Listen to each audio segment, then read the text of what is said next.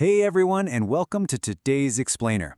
If you've ever just stared at a health insurance form and felt completely lost in a massive alphabet soup of acronyms, trust me, you are definitely not alone. Today we're diving straight into the source material to finally make sense of these plans together. By the time we wrap up, you're going to have a super clear, actionable grasp of how these systems actually work based directly on foundational healthcare guidance. Okay, let's dive into this, because this is the core problem, right? Navigating that confusing healthcare maze to find the exact right coverage for yourself or your family, well, it can feel completely overwhelming. And truthfully, one of the single most important things you can do for your family's health and your financial well-being is choosing the right plan. But to do that, you have to understand what you're actually choosing between. Is it an HMO? Is it a PPO? And what do those letters literally mean for your day-to-day life? So, here is our roadmap for today. We'll start by navigating the healthcare maze. Take a look inside the HMO and PPO plans, compare them head-to-head, touch on a few other options, and finally help you choose your best fit. By breaking these down logically, you'll be totally empowered to make the best health and financial choices. Part 1. Navigating the healthcare maze. Finding your insurance starting point. The very first step is understanding where your coverage actually comes from, because there's a huge variety of starting points out there. You might get a plan directly through your employer, which is super common, or you might be buying private insurance completely on your own. Then there's the Affordable Care Act exchange, so if you live in California, for example, you'd know this as Covered California. And finally, government programs like Medicare, Medicaid, or the VA. But look, no matter where your coverage starts, understanding the actual type of plan you have is universally important. Moving right along to Part 2. Inside the HMO plan, which stands for Health Maintenance Organization. All right, with an HMO, you are fundamentally doing two things. You're selecting a specific medical group and you're picking a primary care doctor. You can kind of think of your primary care doctor as your personal healthcare gatekeeper, or maybe even a really friendly bouncer. They manage absolutely all of your medical care. They are your one central point of contact for navigating the entire system. Let's look at a quick day in the life of an HMO patient. Step 1, like we just said, you select that primary care doctor. But check out Step 2. If you have a specific issue, let's say a bad knee, you can't just go straight to a knee specialist. No way. You absolutely must get a referral from your primary care doctor first. Only then, in Step 3, can you actually go see that specialist. This structured, step-by-step pathway is the defining characteristic of the whole HMO experience. So, you're probably wondering why jump through all those referral hoops? Well, the big trade-off here is financial. Because your choices are strictly limited to a specific network of doctors and hospitals, HMOs typically reward you with lower monthly premiums. Plus, deductibles rarely even apply.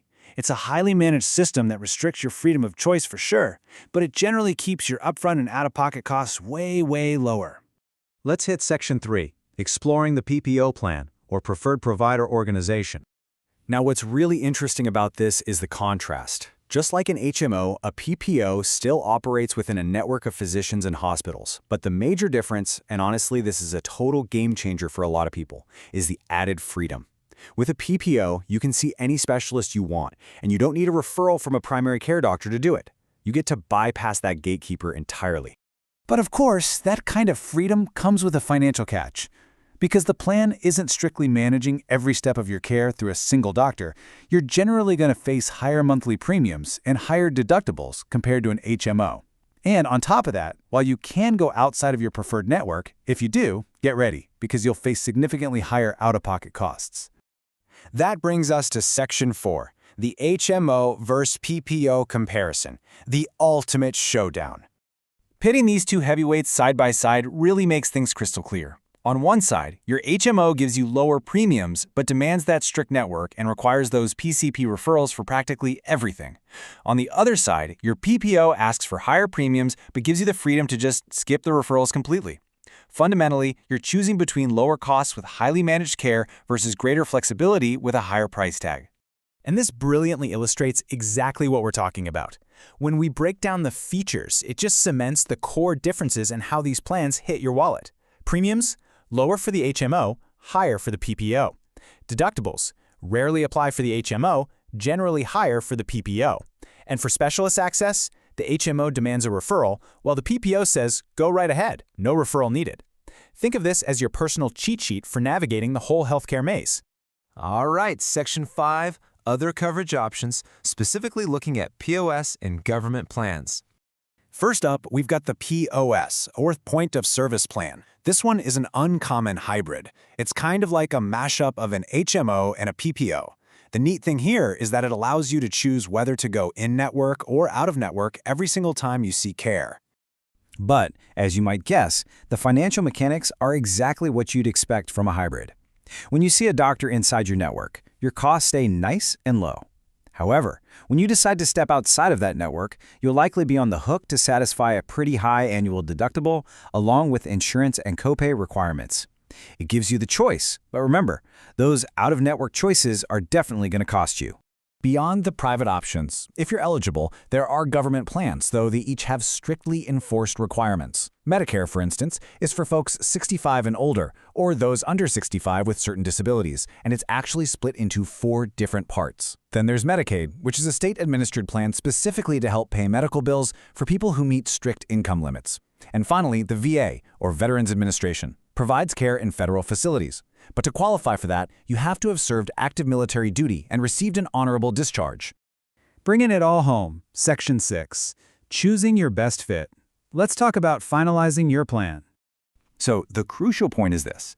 You absolutely must take the time to compare these plans to get the coverage you actually need while actively trying to minimize those out-of-pocket costs. But even more importantly, before you finalize anything, you really need to sit down and read the summary of benefits. I know it's not the most fun reading, but you have to balance your real-world medical needs with your real-world financial realities. And I want to leave you with this final, super provocative question to ask yourself. Whether you're leaning toward the budget-friendly HMO or the absolute freedom of a PPO, you must verify this one thing. Are your preferred doctors and hospitals actually in your network?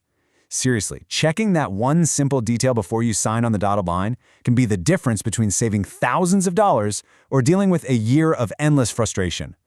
Thanks so much for exploring this with me today, and here's to making informed, confident choices about your health.